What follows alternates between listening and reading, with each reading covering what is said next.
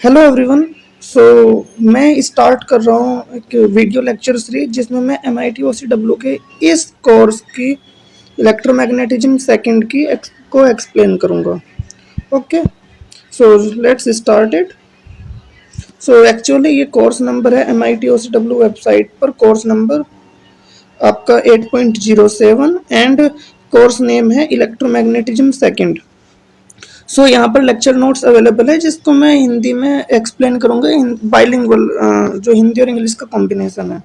Okay, सो ये lecture 1 है जिसको इस स्टार्ट करते हैं। Lecture 1 is all about vector analysis.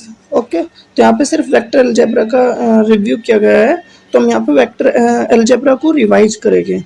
सबसे पहली बात है, वेक्टर की डेफिनेशन क्या है। ऐसी कोई भी फिजिकल क्वांटिटी जिसके पास मैग्नीट्यूड एंड डायरेक्शन दोनों हो, तो वो फिजिकल क्वांटिटी जिसके पास मैग्नीट्यूड एंड डायरेक्शन दोनों हो उनको हम वेक्टर बोलते हैं। जिसके पास केवल मैग्नीट्यूड है उनको हम स्केलर बोलते हैं।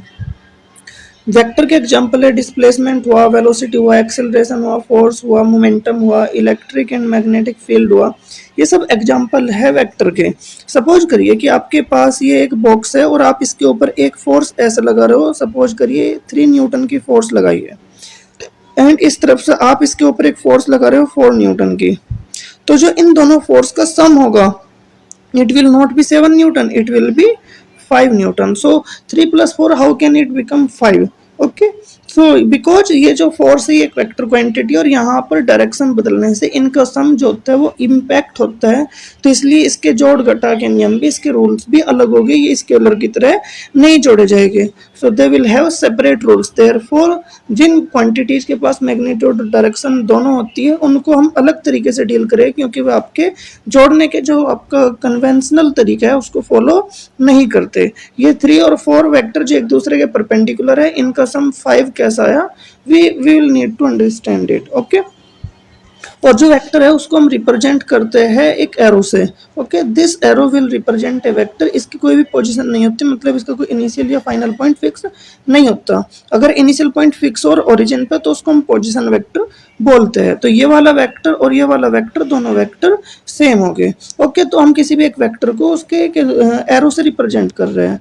ज्योमेट्रिकली देखा जाए तो वेक्टर क्या हुआ है कि ये एरो हुआ, ये ऐसी ऑब्जेक्ट, ये एक वेक्टर है। ओके, देखा जाए तो ये डायरेक्टेड लाइन सेगमेंट है, क्योंकि देखा जाए तो ये क्या होगी, एक लाइन सेगमेंट है। और अगर आप इस लाइन सेगमेंट को एक एरो डायरेक्शन दे तो then it will become a vector. और जो इसमें इस एरो की जो लेंथ है, this length will represent its magnitude. जैसे यहाँ पे लिखा आपने 4 न्यूटन की फोर्स है, सो दिस 4 न्यूटन यूनिट के साथ मिला गई थे, ये 4 न्यूटन की होता है। ये आपका इसका मैग्नीट्यूड होता है, ये ऊपर की तरफ को लगा, ये डायरेक्शन होती है बेसिकली। ओके, तो ये जो लेंथ है ये लेंथ रिप्रेजेंट करती है उस वेक्टर के मैग्नीट्यूड को। अगर ये वेक्टर आपका वेक्टर ए है, देखो वेक्टर को लेबल किया जाता है, जैसे आपके पास फोर्स क्वांटिटी है तो फोर्स हम लिखेंगे, फोर्स को एफ से रिप्रेजेंट करते हैं और हम इसके ऊपर एक एरो लगा देंगे। सो ये एरो सिंबल रिप्रेजेंट करेगा कि ये एक वेक्टर क्वांटिटी है, तो वेक्टर का सिंबल क्या होगा, वेक्टर ए होगा। और अगर आपको सिर्फ ये बताना है कि फोर्स का मैग्नीट्यूड लिखना है तो आप क्या करोगे, इस एफ के दोनों तरफ आप वर्टिकल लाइंस लगा दोगे। ये जो 2 वर्टिकल लाइंस लगा के मिलेगा ये मैग्नीट्यूड कहा जाएगा आपके वेक्टर का। और बहुत बार आप ऐसे कर सकते हो कि जो ऊपर के एरो है इसको हटा दो। अगर आप केवल एफ लिख रहे हो तो इसका मतलब है कि ये क्या है, एफ वेक्टर का मैग्नीट्यूड है। तो या तो आप ऊपर से एरो हटा दो या फिर आप वेक्टर एफ के दोनों तरफ वर्टिकल लाइंस लिख दो। सो दोनों ही एक जो आपका मैग्नीट्यूड है वेक्टर को उसको रिप्रेजेंट करेगा, उसका सिंबल होगा। ओके, तो आपके पास कोई भी एक वेक्टर है, सपोज करिए आपके पास ये एक वेक्टर है, ये वेक्टर ए है, तो उसके मैग्नीट्यूड का जो सिंबल होगा वो ये होगा ए का मोड, या फिर जस्ट आप इसको केवल ए भी लिख सकते हो, बहुत बार ऐसा होता है यूजुअली। यहाँ पर अगली बात है कि नेगेटिव वेक्टर क्या होता है। अगर एक वेक्टर ऐसा है तो जो ठीक इसका अपोजिट वेक्टर होगा दैट विल बी माइनस ए। मतलब यहाँ पर लेंथ तो आपने रखी है, जस्ट आपने डायरेक्शन को अपोजिट कर दिया। अगर आप डायरेक्शन को रिवर्स कर देते हो then the vector will become negative. Okay, अब बात करते हैं कि आप 2 वेक्टर को कैसे ऐड करते हो। जो इसमें ट्रायंगल लॉ होता है ये यूज करते हैं। यहाँ पर हम देखेंगे कि जो 3 वेक्टर 3 न्यूटन और 4 न्यूटन, इन दोनों का जो सम थे 5 कैसे बना। ये बेसिकली रूल क्या है, रूल ये है कि आप पहले फर्स्ट वेक्टर को ड्रॉ करोगे, भाई आपको a प्लस बी वेक्टर निकालना, और a प्लस बी करके जो आया वो क्या है आपका वेक्टर c है। ओके, सो ये वेक्टर c कितना होगा मैं ये निकालना है। तो हम क्या करेंगे, सबसे पहले इस वेक्टर a को ड्रॉ करेंगे, हम ये ज्योमेट्रिकली देख रहे हैं, तो सबसे पहले आप इस वेक्टर a को ड्रॉ करोगे, और जहां पे वेक्टर a एंड हो चुका है वहीं से आप वेक्टर b स्टार्ट करोगे। मतलब a और b को इस तरीके से ड्रॉ कर रहे हो कि a का फाइनल पॉइंट, वेक्टर a का फाइनल पॉइंट और वेक्टर b का इनिशियल पॉइंट दोनों कोइंसाइड कर जाए। वेक्टर a का तो फाइनल पॉइंट और वेक्टर b का इनिशियल पॉइंट दोनों यहीं पर है। तो जो वेक्टर a के इनिशियल पॉइंट से वेक्टर b के फाइनल पॉइंट की तरफ जो आप वेक्टर ड्रॉ करोगे, this vector will be called a plus B vector और c वेक्टर। जैसे यहाँ पर ये वेक्टर a है, ये वेक्टर b है, तो ये वाला वेक्टर क्या मिलेगा आपको, वेक्टर c मिलेगा। ओके, मतलब a प्लस बी वेक्टर होगा ये। तो यहाँ पर इस तरीके से आप किसी भी वेक्टर को जोड़ सकते हो। जैसे मैंने जो एग्जांपल दिया था, ये एक ऑब्जेक्ट थी, इधर 3 न्यूटन की फोर्स लगाई थी आपने, इधर 4 न्यूटन की फोर्स लगाई थी। तो बेसिकली ये 3 न्यूटन है और ये 4 न्यूटन है। तो यहाँ पर आप ऐसे ऐसे ड्रॉ नहीं करोगे, अगर आपको इन्हें जोड़ना है तो आपने पहले 3 न्यूटन लिखा, 3 न्यूटन करा, जो 4 न्यूटन आप ड्रॉ करोगे आप वहां से ड्रॉ करोगे जहाँ पे 3 न्यूटन एंड हो चुके, खत्म हो चुके। तो आप यहाँ से ये 3 हो गया और ये 4 हो गया, तो यहाँ से यहाँ की तरफ जो ये आपका वेक्टर ड्रॉ होगा ये इनका दोनों का सम होगा। ओके, तो ये जो लेंथ होगी ये दोनों के वेक्टर के सम की होगी। और पाइथागोरस थ्योरम अगर आप यहाँ पे अप्लाई करते हो, सो हाइपोटेनियस किसके इक्वल होता है, स्क्वायर रूट ऑफ बेस का स्क्वायर प्लस परपेंडिकुलर का स्क्वायर, मतलब 3 का स्क्वायर प्लस 4 का स्क्वायर जो आएगा 25, और ये आएगा 25 का स्क्वायर रूट होता है 5। सो 3 और 4 इनका जो यहाँ पे वेक्टर सम है, अगर दोनों वेक्टर एक दूसरे के परपेंडिकुलर है तो 5 आता है। तो ये एक एग्जांपल था कि आप दो वेक्टर को कैसे ऐड करते हो। ओके, तो यहाँ पे आप पहला फर्स्ट वेक्टर ड्रॉ करोगे, सेकंड वेक्टर वहां से ड्रॉ करोगे जहाँ पे फर्स्ट वेक्टर एंड हुआ है। सो ये फर्स्ट वेक्टर, ये सेकंड वेक्टर, और फिर ये a plus B vector. Okay, now let's see subtraction. आप दो वेक्टर को कैसे सब्ट्रैक्ट करोगे, आपको a वेक्टर में से b वेक्टर को सब्ट्रैक्ट करना है। ओके, सो आपके पास ये वेक्टर, सपोज करिए वेक्टर a है और ये वेक्टर b है, बट आपको a प्लस बी नहीं निकालना है, इस बार आपको निकालना है a माइनस बी। तो यहाँ पे माइनस का मीनिंग होता है कि आप a में माइनस b ऐड कर रहे हो। एक्चुअली सब्ट्रैक्शन को हम एडिशन से डिफाइन करते हैं। सो अगर आपको vector a minus vector b बताना है तो आप सिंपली क्या करोगे, आप वेक्टर a में माइनस b वेक्टर ऐड करोगे। आपको पता है अगर ये वाला वेक्टर b है तो ये वाला वेक्टर माइनस b होगा, तो अगर ये ऊपर वाला b है तो ये नीचे वाला माइनस b होगा। अब इसी एग्जांपल से देखते हैं इसको हम इसी वाले फिगर में कि हम कैसे ड्रॉ कर सकते हैं a माइनस b वेक्टर। तो देखते हैं, तो यहाँ पर क्या है कि आपके पास ये वेक्टर a है, ऐसा हो गया, ये वेक्टर इधर की तरफ को b हो गया। So this is vector a, this is vector b। But आपको वेक्टर b यहाँ से माइनस b ड्रॉ करना है, लेकिन वो यहीं से ड्रॉ करना है जहां से a एंड हुआ है। तो वेक्टर माइनस b क्या होगा, यहाँ से होगा, ये हमने यहीं से ड्रॉ किया और ये इधर की तरफ को जो आएगा, this vector will be minus B vector. तो यहाँ के इनिशियल पॉइंट से फाइनल पॉइंट की तरफ जो ये वेक्टर आएगा, this vector will be vector a minus vector b, क्योंकि ये इक्वल है a में आप माइनस b ऐड कर रहे हो। So this is how you can add two vectors. Now multiplication bye scalar. यहाँ पे अब अगर आपको किसी भी एक वेक्टर में जस्ट एक स्केलर नंबर की मल्टीप्लाई करनी है तो उसकी डायरेक्शन में कोई भी इंपैक्ट नहीं पड़ेगा, सिर्फ और सिर्फ उसके मैग्नीट्यूड से मल्टीप्लाई हो जाएगी। ओके, तो अगर आपके पास स्मॉल a एक नंबर है और ये वेक्टर a है, तो आपने इसमें मल्टीप्लाई कर दी तो जस्ट इसका मैग्नीट्यूड अल्टर होगा और इसकी डायरेक्शन पे कोई भी इंपैक्ट नहीं पड़ेगा। लेकिन सपोज करिए अगर ये a नेगेटिव हो, आप -3 से मल्टीप्लाई कर रहे हो तो डायरेक्शन रिवर्स हो जाएगी, बट लाइन तो वही रहेगी भाई, इधर की जगह बजाय इधर हो जाएगी अगर आप नेगेटिव नंबर से मल्टीप्लाई करते हो। फिर भी ओवरऑल देखा जाए तो यहाँ पर सिर्फ और सिर्फ मैग्नीट्यूड पे इंपैक्ट पड़ता है। यहाँ पे मैग्नीट्यूड डबल हो चुका है 2 से मल्टीप्लाई करने पे इस वेक्टर में। ओके, और अगर -2 से करते तो माइनस तो ऑब्वियस की बात है कि इसके साइन को इग्नोर मतलब रिवर्स करता है और कुछ नहीं करता है। तो यहाँ पे जो मल्टीप्लीकेशन बाय स्केलर है इसकी एक प्रॉपर्टी है जिसे बोलते हैं हम डिस्ट्रीब्यूटिव प्रॉपर्टी। ए यहाँ पर एक स्केलर नंबर है, तो ये जो स्केलर अगर इसकी मल्टीप्लाई आप a प्लस बी वेक्टर में करते हो तो बराबर होगा, आप पहले a की मल्टीप्लाई वेक्टर a में कर लो, फिर a की मल्टीप्लाई आप वेक्टर b में कर लो और आप इन दोनों को जोड़ दो तो a प्लस बी में जो आप a की मल्टीप्लाई करोगे उसके बराबर होगा। मतलब इस लॉ को डिस्ट्रीब्यूटिव लॉ बोलते हैं। यहाँ पर ये बात वैलिड है, बिल्कुल करेक्ट है। नाउ आगे बढ़ते हैं। जो आपका अभी ये आगे है, अब हम डिफाइन करेंगे डॉट प्रोडक्ट क्या होता है। ओके, फिर उसके बाद हम आएंगे क्रॉस प्रोडक्ट पे।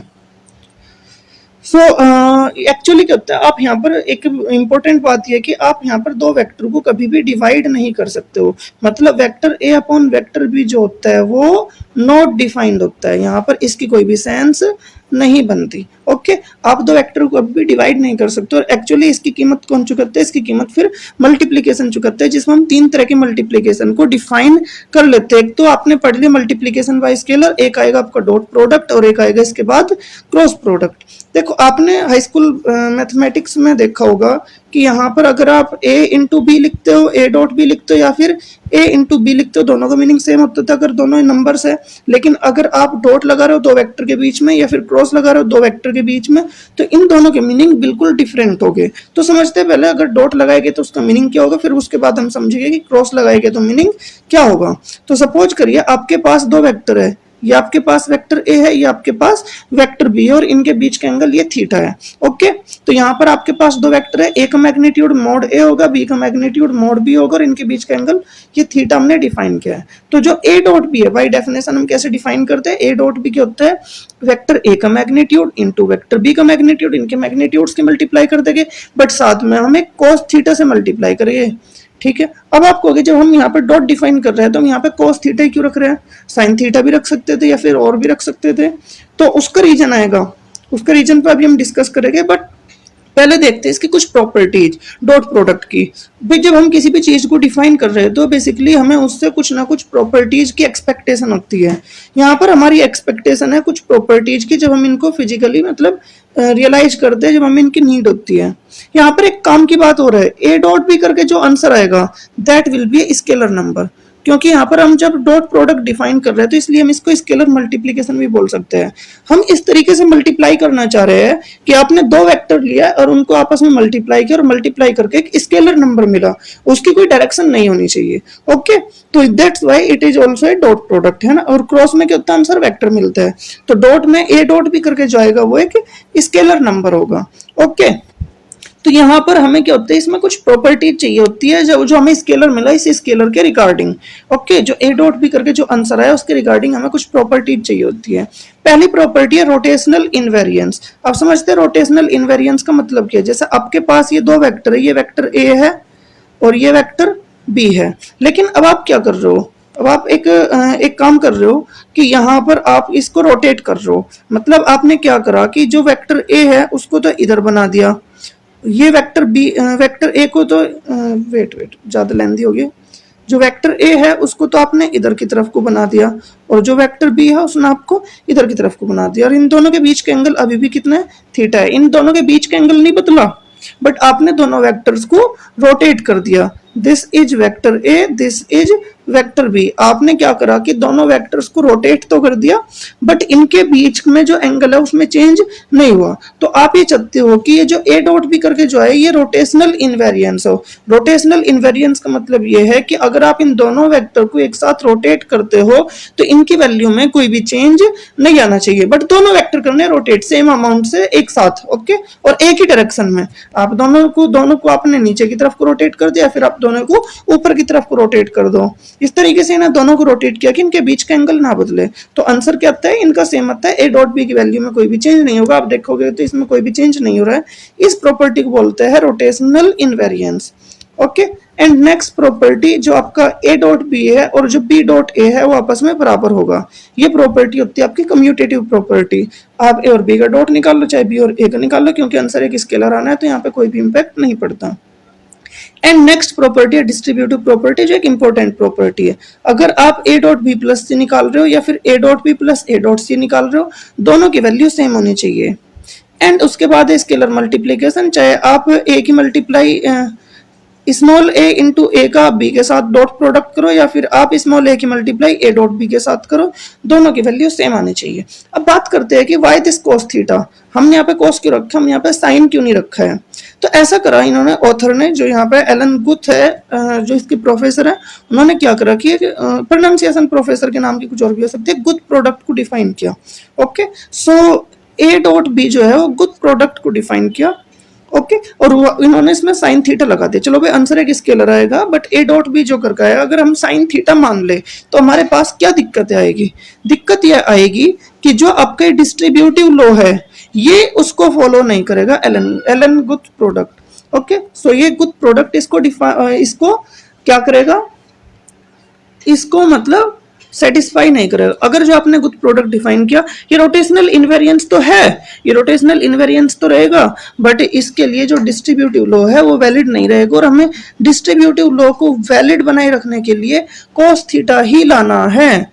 ओके, तो ये बोल रहे हैं कि चलो हम ऐसे करते हैं, गुड प्रोडक्ट को डिफाइन कर लेते हैं और हम एक अच्छी एडवर्टाइजिंग एजेंसी को हायर करेंगे कि आप इसकी मार्केटिंग करो गुड प्रोडक्ट की, ताकि साइंटिस्ट और इंजीनियर्स इसको यूज करें अपनी कैलकुलेशंस के लिए। ओके, तो जब वे इसको यूज करेंगे तो उनके पास ये दिक्कत होगी कि ये प्रोडक्ट डिस्ट्रीब्यूटिव नहीं होगा। हालांकि अब एक एडवर्टाइजिंग एजेंसी एक बहुत बड़ा इंपैक्ट डालेगी, लोग इसको एक्सेप्ट भी कर लेंगे, बट यहाँ पर डिसएडवांटेज ये होगा कि आपके पास ये डिस्ट्रीब्यूटिव नहीं रहेगा। एलन गुथ प्रोडक्ट ये डिस्ट्रीब्यूटिव नहीं रहेगा, तो इसको डिस्ट्रीब्यूटिव बनाए रखने के लिए आपको यहाँ पे cos थीटा ही लाना पड़ेगा।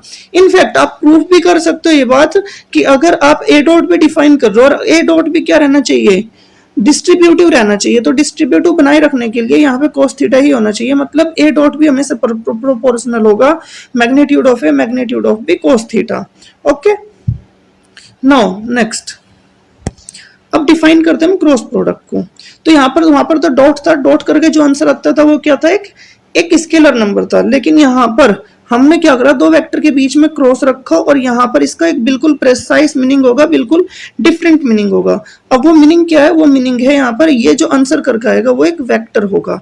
वहां पर ए डॉट बी करके जो मिलता था एक स्केलर मिलता था, लेकिन यहाँ पर ए क्रॉस बी करके जो मिलेगा वो एक वेक्टर क्वांटिटी होगा। ओके, तो उस डायरेक्शन में जो यूनिट वेक्टर है उसको हम एन कैप से रिप्रेजेंट कर रहे हैं। सबसे पहले एक बार देख लो इसको सीखने से पहले कि यूनिट वेक्टर क्या चीज होती है। ओके, तो कोई भी एक ऐसा वेक्टर जिसका मैग्नीट्यूड 1 हो, जिसका मैग्नीट्यूड यूनिट हो, जिसका मैग्नीट्यूड 1 हो, उसको हम क्या बोलते हैं? यूनिट वेक्टर बोलते हैं। अब इसका जो सिंबल होता है, जैसे आपके पास कोई भी एक वेक्टर ए है, इसको समझते हैं, आपके पास ये वेक्टर ए है, सपोज करिए ये वेक्टर ए है, और अगर मैं बोल लूं कि इसी डायरेक्शन में दूसरा वेक्टर है और इसका मैग्नीट्यूड 1 है, मतलब आपके पास ये जनरल वेक्टर था, बट इस डायरेक्शन में आपके पास ये एक वेक्टर है जिसका मैग्नीट्यूड 1 है, तो हम पता क्या करेंगे? हम इसको डिनोट करेंगे ए कैप से। कैप लगाने का मतलब है कि ये वेक्टर ए की डायरेक्शन में वेक्टर है, लेकिन इसका मैग्नीट्यूड 1 है, मतलब ये एक यूनिट वेक्टर है, तो कैप लगाया तो एक यूनिट वेक्टर। तो बेसिकली इसको हम डायरेक्शन को रिप्रेजेंट करने के लिए यूज करते हैं। अब आप मुझे एक बात बताइए, अगर आप 5 को 5 से डिवाइड करोगे तो आंसर 1 मिलेगा। ओके, सिमिलरली आपको यूनिट वेक्टर चाहिए, तो आपके पास कोई भी एक वेक्टर ए है, आपके पास कोई भी एक वेक्टर ए वेक्टर है, अगर आप इसको इसके मैग्नीट्यूड से डिवाइड कर दोगे तो जो आंसर आएगा उसका मैग्नीट्यूड 1 होगा। तो डायरेक्शन पे तो कोई फर्क नहीं पड़ा, आपने इसके मैग्नीट्यूड से डिवाइड कर दिया तो इसकी डायरेक्शन तो वही रहेगी, बट इसका मैग्नीट्यूड 1 हो जाएगा, मतलब जो आपको वेक्टर मिलेगा वो एक ए कैप मिलेगा, एक यूनिट वेक्टर मिलेगा, बिकॉज इसने इसकी डायरेक्शन को यूनिट ही कर दिया। तो ये एक नया फॉर्मूला मिल जाता है। ओके, तो आपका जो यूनिट वेक्टर होता है किसी भी डायरेक्शन में, तो उस डायरेक्शन में वो वेक्टर और अपॉन में उसका मैग्नीट्यूड। दूसरे शब्दों में बोला जाए तो आप किसी भी वेक्टर को कैसे लिख सकते हो? वेक्टर ए को आप लिख सकते हो उसका मैग्नीट्यूड इनटू उस डायरेक्शन में यूनिट वेक्टर, मतलब आप कोई भी एक वेक्टर है उसका मैग्नीट्यूड लिख दो और मल्टीप्लाई में आप क्या लिख दोगे? वो यूनिट वेक्टर लिख दोगे जिस डायरेक्शन में आपका वेक्टर है, उस डायरेक्शन में जो यूनिट वेक्टर है उस ए कैप को आप लिखोगे तो ये मल्टीप्लाई करके आपका ओरिजिनल वेक्टर मिल जाएगा। बिल्कुल ठीक इसी तरह का काम हम यहाँ पर कर रहे हैं क्रॉस प्रोडक्ट को जो हम लिख रहे हैं। ओके, तो देखो लिखते वक्त हम कर क्या रहे हैं? जो आपके पास ए क्रॉस बी है, ये आंसर क्या आना चाहिए? एक वेक्टर आएगा। अब ए क्रॉस बी का जो मैग्नीट्यूड है वो क्या है? Magnitude of A magnitude of B sine theta. यहाँ पर हमने साइन थीटा रखा, आप कहोगे क्या डिस्ट्रीब्यूटिव नहीं है डिस्ट्रीब्यूटिव, इसको ही बनाते हैं, इसको मतलब एक्चुअली डिस्ट्रीब्यूटिव ही तभी रहेगा जब यहाँ पे साइन थीटा हो, तो साइन थीटा बाद में चर्चा करेंगे। तो जो ए क्रॉस बी इसकी डेफिनेशन क्या होगी? इसका मैग्नीट्यूड होगा ए का मैग्नीट्यूड इंटू बी का magnitude into sine theta. Theta क्या है? जहाँ पे ए और वेक्टर बी के बीच में एंगल है, ये वेक्टर ए, ये वेक्टर बी और इनके बीच में एंगल है थीटा। सो वेक्टर ए और वेक्टर बी के बीच में एंगल थीटा है, तो ए का मैग्नीट्यूड बी का मैग्नीट्यूड साइन थीटा, और जो ए क्रॉस बी की डायरेक्शन होगी वो होगी एन कैप के अलोंग, मतलब हमने क्या करा? उसका मैग्नीट्यूड लिखा, अब हमें क्या करना है? डायरेक्शन के लिए उस यूनिट वेक्टर को लिखना है जो ए क्रॉस बी की डायरेक्शन में, और उसको हम एन कैप से रिप्रेजेंट कर रहे हैं। एन कैप का रीजन अभी हम डिस्कस करेंगे। तो यहाँ पर क्या है कि जो आपका ए क्रॉस बी है दैट इज उसका मैग्नीट्यूड होगा mod A mod B sine theta and उसकी डायरेक्शन होगी एन कैप। एन कैप क्या है? Unit vector along the direction of A cross B. अब इसको एन कैप ही क्यों लिख रहे हैं? बिकॉज एन से बनता है आपका फुल फॉर्म नॉर्मल, ठीक है। तो नॉर्मल का ये फर्स्ट वर्ड हो गया। तो यहाँ पे ये नॉर्मल, नॉर्मल कहाँ से आ रहा है? एक्चुअली जो एन कैप होगा वो नॉर्मल होगा वेक्टर और वेक्टर भी दोनों के। देखो आपके पास ये वेक्टर ए है, ये वेक्टर बी है, इन दोनों से एक प्लेन बन चुका है। तो जो ए क्रॉस बी होगा वो इस प्लेन के परपेंडिकुलर होगा, इस प्लेन के नॉर्मल होगा।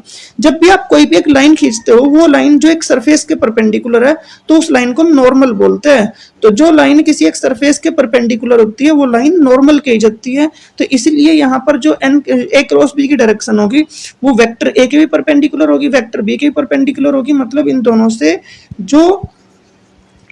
से जो प्लेन बन रहा है उसके परपेंडिकुलर होगी। जैसा आप यहाँ पर देखिए कि ये वेक्टर ए था, ये वेक्टर बी था, और इन दोनों से जो प्लेन बना इसके परपेंडिकुलर मतलब ऊपर की तरफ को होगी ए क्रॉस बी की डायरेक्शन, जिसको हम एन कैप से डिनोट कर रहे हैं। This is the unit vector, okay. And अगर आप बी क्रॉस ए करोगे तो बी क्रॉस ए के केस में क्या होगा?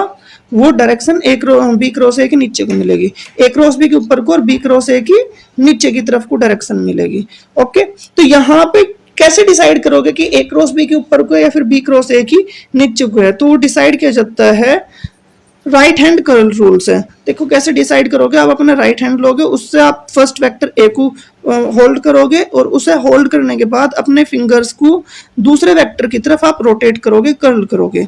तो आप अगर दूसरे वेक्टर की तरफ छोटे एंगल से अपनी फिंगर्स को कर्ल करते हो तो जो आपका थंब है वो ए क्रॉस बी की डायरेक्शन में रुकेगा।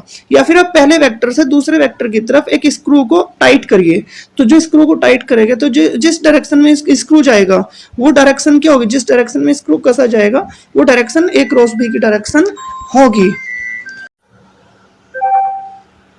ओके। अब हम बात करेंगे ए क्रॉस बी प्रोडक्ट जो है उसकी प्रॉपर्टी, ओके। तो इसकी क्या क्या प्रॉपर्टीज है तो अब हम ये चर्चा करेंगे। तो ए क्रॉस बी जो है सबसे पहली तो बात ये कि ये रोटेशनल इनवेरिएंस है। मतलब अगर आप दोनों वेक्टर को किसी भी अमाउंट से सेम अमाउंट से एक ही डायरेक्शन में रोटेट करते हो तो ए क्रॉस बी की वैल्यू पे कोई भी फर्क नहीं पड़ेगा। आप इन्हें किसी भी डायरेक्शन में रोटेट कर लिया बट दोनों वेक्टर को आपको सेम अमाउंट और सेम डायरेक्शन में रोटेट करना है तो ए क्रॉस बी की वैल्यू पे कोई फर्क नहीं पड़ेगा। तो ए क्रॉस बी क्या होता है? रोटेशनल इनवेरिएंस होता है। एक और बात, क्रॉस प्रोडक्ट एंटी कम्यूटेटिव होता है। मतलब A cross B minus B cross A के इक्वल होता है।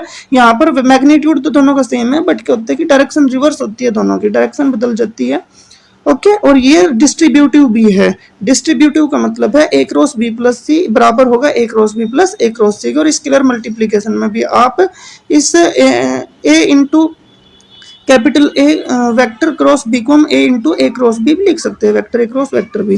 तो ये चारों रूल्स इसको फॉलो करता है। तो यहाँ पे साइन थीटा क्यों है? साइन थीटा इसलिए आया कि अगर यहाँ पे साइन थीटा नहीं होता तो ये जो दो प्रॉपर्टी है रोटेशनल इनवेरिएंस और डिस्ट्रीब्यूटिव प्रॉपर्टी ये फॉलो नहीं करता। तो ये फॉलो करे मतलब यहाँ पर इन दो प्रॉपर्टी को क्रॉस प्रोडक्ट फॉलो करे, इनको बनाए रखने के लिए हम यहाँ पर साइन थीटा रखते हैं, ठीक है, okay, because of the it's requirement. अब हम बात करते हैं कि किसी भी एक वेक्टर की कंपोनेंट फॉर्म क्या होती है। किसी भी एक वेक्टर को हम इस फॉर्म में लिख सकते हैं। अब यहाँ पर आप कहोगे E X cap, E Y cap, E Z cap, ये क्या है? ये देखकर आप कह सकते हो कि ये कुछ भी हो बट है यूनिट वेक्टर ही। तो यहाँ पर आपको कोऑर्डिनेट सिस्टम आपने पढ़ा होगा छोटी क्लासेस में भी कि आपके पास ये एक एक्स एक्सिस है, इधर की तरफ को होता है माइनस एक्स, ओके। ये ऊपर की तरफ को वाई एक्सिस होता है और नीचे की तरफ को माइनस वाई होता है, और एक होता है बाहर की तरफ को, मतलब जो आपके पेजेस से बाहर की तरफ को वो जेड होता है, पेज के अंदर माइनस जेड। तो इसको अगर हम दोबारा बनाए तो हम तीन एक्सिस को डिफाइन कर रहे हैं बेसिकली। तो एक तो आपकी एक्स एक्सिस है, एक वाई एक्सिस है और एक जेड एक्सिस है। तो so this axis is X, this is Y, this is Z. इस डायरेक्शन में जो यूनिट वेक्टर होगा it is E X cap, okay. और वाई एक्सिस के लॉन्ग जो यूनिट वेक्टर होगा it is E Y cap, और जेड एक्सिस के लॉन्ग जो यूनिट वेक्टर होगा it is E Z cap. तो यहाँ पर हम क्या करते हैं, अपने वेक्टर को इन तीनों वेक्टर के टर्म्स में लिखते हैं, ओके। और वो जब उसको इन तीनों की टर्म्स में लिखते हैं तो इसे हम बोलते हैं कि हम वेक्टर की कंपोनेंट फॉर्म लिख रहे हैं। तो यहाँ पर हम क्या कर रहे हैं कि अगर मैं इसको 2D में बात करूँ, 2D में सोचना आसान है कि आपके पास ये वेक्टर ए है, तो आप इसको कैसे लिख रहे हो, आप ये लिख रहे हो कि इस वेक्टर को this vector plus this vector it will be आपका ओरिजिनल वेक्टर। ओके, ये आपके पास ये वेक्टर ए है, तो ये वाला जो वेक्टर होगा वो होगा ए एक्स ई एक्स कैप, और ये होगा ए वाई कैप। ओके, क्योंकि ये वाई एक्सिस के अलोंग है और ये एक्स एक्सिस के अलोंग है। ई एक्स तो सिर्फ डायरेक्शन बताता है, इसका कोई मैग्नीट्यूड नहीं होता। ये जो लेंथ है वो ए एक्स है और ये वाली जो लेंथ है वो ए वाई है। तो जब आप इन दोनों वेक्टर को वेक्टोरियली ऐड करते हो तो आपके पास आपका ओरिजिनल वेक्टर मिल जाता है। तो वो 3 डायमेंशन में हमने एक कंपोनेंट और एक्स्ट्रा कर दिया, ठीक है। और इससे आप किसी भी वेक्टर को आप विजुअलाइज कर सकते हो, ठीक है। Griffith X cap Y cap Z cap use करती है और कुछ अदर बुक्स आपकी I cap J cap K cap use करती है इन E X E Y E Z की जगह पर। ओके, अब यहाँ पर क्या होता है, इसको किसी भी वेक्टर को इस फॉर्म में लिखने से, इस तरीके से रिप्रेजेंट करने से उसके बहुत फायदे होते हैं। अभी तक अगर हमें 2 वेक्टर को ऐड करना है तो उसे ऐड करने के लिए हमें बहुत बहुत मतलब पपड़ बेलने पड़ते थे, उसमें हमें वेक्टर ड्रॉ करने पड़ते थे, ड्राइंग बनानी पड़ती थी। और सपोज करिए कि अगर ड्राइंग बहुत ज्यादा मुश्किल हो तब कैसा होगा, तो उस केस के लिए हम क्या करेंगे, अगर आपके पास 2 वेक्टर है, एक वेक्टर है A X cap plus A Y cap plus A Z B Z cap, sorry A Z E Z cap. Okay, इसी तरीके से एक बी वेक्टर है और अगर आप इन दोनों को ऐड करोगे तो आप इनके ई एक्स कंपोनेंट को ऐड कर दोगे, ई वाई को ऐड कर दोगे और ई जेड कंपोनेंट को सेपरेटली ऐड कर दोगे। तो एडिशन बहुत आसान हो गया। अब देखो डॉट प्रोडक्ट बहुत आसान है। कैसा आसान है, अगर आप एक्स डॉट एक्स निकालते हो तो एक बात बताइए, दोनों वेक्टर एक ही डायरेक्शन में, अगर ये आपका ई एक्स कैप है तो ये भी आपका ई एक्स कैप होगा। दोनों के बीच का एंगल क्या होगा, 0 डिग्री होगा। पहले का मैग्नीट्यूड 1 है, दूसरे का मैग्नीट्यूड 1 है, तो पहले का मैग्नीट्यूड इंटू दूसरे का मैग्नीट्यूड इंटू कोस थीटा, और कोस 0 1 होता है तो E X dot E X क्या आएगा आपका 1 आएगा। Similarly E Y dot E Y भी 1 आएगा, E Z dot E Z भी 1 आएगा, मतलब सेम वाले 1 आएगा। लेकिन यहाँ पे एक प्रॉब्लम है, E X dot E Y 0 होगा, ई एक्स डॉट ई वाई 0 होगा।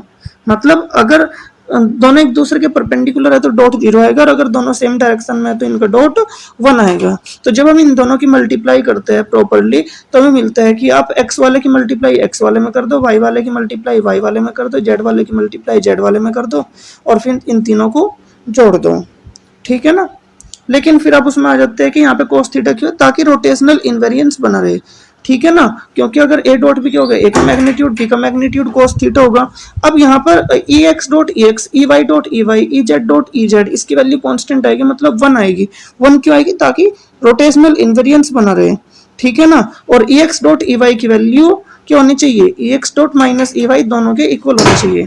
क्योंकि बेसिकली आप क्या कर रहे हो, आप रोटेट कर रहे हो। आपके पास ये एक वेक्टर ई एक्स है, ये एक वेक्टर ई वाई है, लेकिन सपोज करिए कि आपने इस सिस्टम को रोटेट कर दिया और रोटेट करके जो ई एक्स है वो माइनस ई वाई में चला गया, ठीक है ना। इस तरीके से रोटेट करा, so E X dot E Y और E X dot minus E Y दोनों बराबर होने चाहिए। और यहाँ पर अगर आप कोस थीटा रखते हो तो बेसिकली क्या मिलता है, यहाँ पर इसकी वैल्यू हमें 0 मिल जाती है। ओके, अगर आप इसे 180 डिग्री से रोटेट कर रहे हो तो 180 डिग्री से तो माइनस ई एक्स हो जाएगा, ये माइनस ई वाई हो जाएगा। ओके, और इनका जो डॉट प्रोडक्ट है वो फिर इक्वल बनाए रखने के लिए, मतलब ई एक्स माइनस ई वाई और ई एक्स ई वाई दोनों बराबर रहे। इसी के लिए क्या होता है कि हम यहाँ पर इनका डॉट प्रोडक्ट इक्वल रखने के लिए हम इसको 0 डिफाइन करते हैं, और वो तभी हो सकता है अगर हम इनके डॉट प्रोडक्ट में कोस थीटा की मल्टीप्लाई करें। ओके, अब यहाँ पर सपोज करिए कि E X dot E Y और E X dot minus E Y दोनों आपस में इक्वल हो गए, तो 2 E X dot E Y होगा।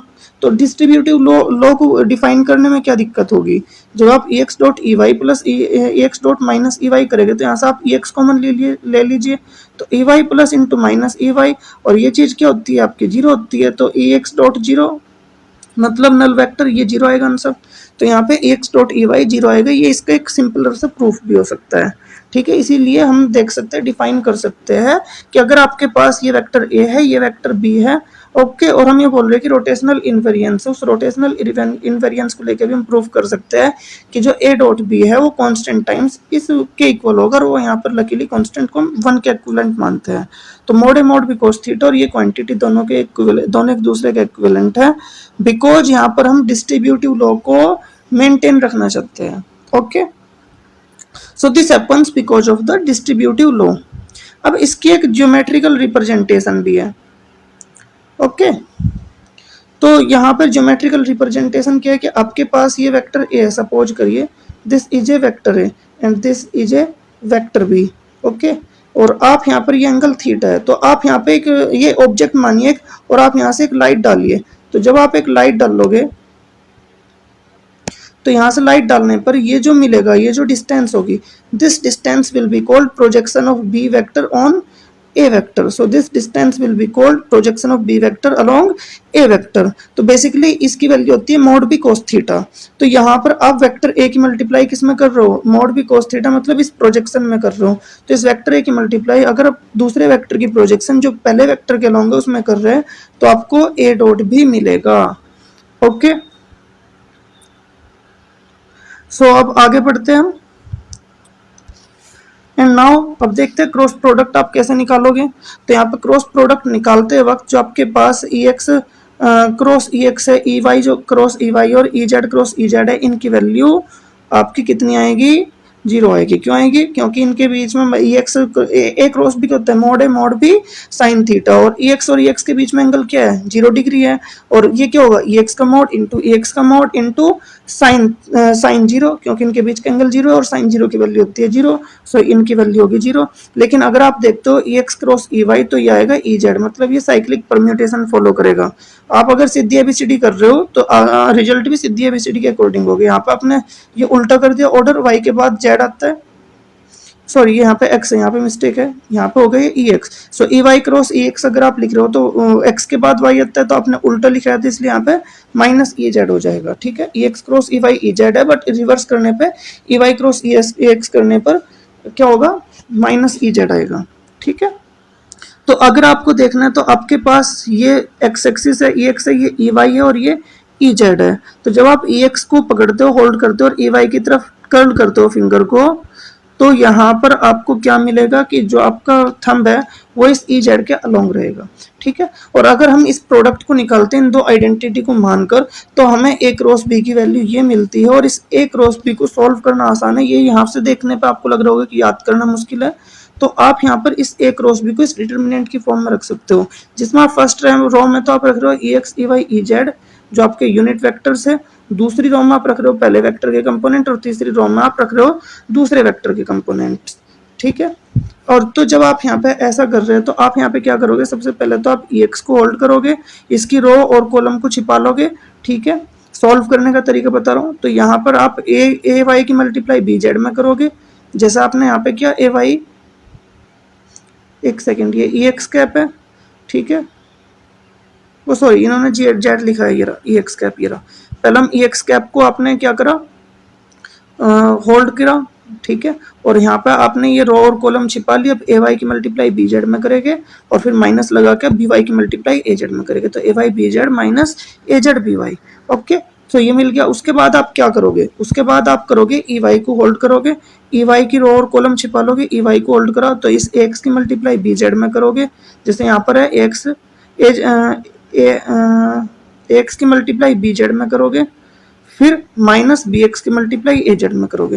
लेकिन एक बात बताइए, जब आपने ई एक्स लिखा था तो शुरुआत में प्लस लिखा था, तो जब आप ई वाई लिखोगे तो बाहर माइनस लिखोगे, और यहाँ पर आपको बाहर माइनस लिखना था लेकिन इन्होंने इस माइनस की मल्टीप्लाई अंदर कर दी। तो यहाँ पर जो आपका ए एक्स बी जेड आपको पॉजिटिव लिखना था वो एक्चुअली वो नेगेटिव है, बिकॉज एक माइनस बाहर था जिसकी मल्टीप्लाई अंदर होकर नेगेटिव बन गया, और जो यहाँ पे माइनस का बनना था वो प्लस का हो चुका है ए जेड बी एक्स। बट जब आप सॉल्व करोगे तो यहाँ पे माइनस का ई जेड लिखोगे, तो इसकी मल्टीप्लाई इसमें करोगे, माइनस इसकी मल्टीप्लाई इसमें करोगे, फिर लास्ट में आप ई जेड को होल्ड करोगे, इसमें आप प्लस रखोगे, प्लस का ई जेड, पहले तो प्लस का ई एक्स रखा, फिर माइनस का ई वाई, फिर प्लस का ई जेड, और इसमें आप ये छिपा लोगे तो ये मिला, इसकी मल्टीप्लाई इसमें करोगे, फिर माइनस इसकी मल्टीप्लाई इसमें करोगे, तो ये आपका आंसर आ जाएगा। ओके, तो यहाँ पर ये आपका कोर्स, ये आपका लेक्चर जो है कंप्लीट है। आई होप ये आपको समझ आया होगा। अगर कोई भी डाउट आता है तो आप कमेंट करना और I will try to explain. अगर कहीं पर कोई भी